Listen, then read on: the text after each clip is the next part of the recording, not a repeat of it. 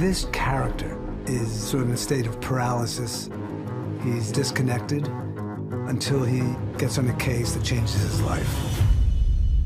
Perry Mason, private investigator.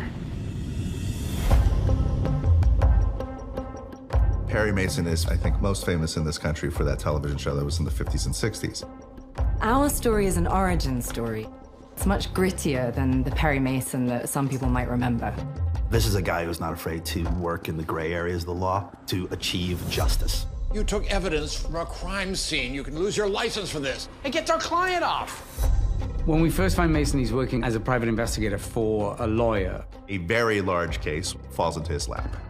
It's a kidnapping gone horribly wrong. And there is a kind of public frenzy about the search for the culprits.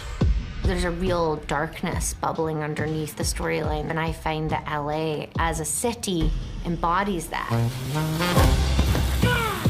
1930s Los Angeles was a bit of a mess. Everyone's doing some dirt. There's police corruption and violence. It's the Depression here in LA, although it didn't feel the bite as hard as other places did, because you had the movie business. Hollywood was emerging at a rate no one could quite keep up with. It is the birth of Los Angeles, and we wanted to merge that historical moment with redelivering this character for everybody. The first day of filming, I turned up on set and I had a kind of breathless moment when I realized the scale at which they were going to shoot this thing. I always loved the challenge of doing that. World building. We want the audience immersed in the period. One of the biggest challenges was being on location and trying to make it look like 1930s. There's a huge question mark, physically, logistically, how do we do this? One of our interesting locations was Angel's Flight. We ended up creating a virtual world around the train, similar to what existed back in 1931. As a historian for the show, there were a lot of questions that came my way about settings, language, costumes. So being here on set, it really is a magical world. We tried to create our sets to look realistic. I usually start with a fabric or one key piece. It might be a desk. And from there, I just kind of build my set around that piece. We spend a lot of time collecting images, both for the cast and for the background, so that we could really get a true sense of what the city was like in the 1930s. We have an incredible crew and department heads and production. It takes an army to do this. Action.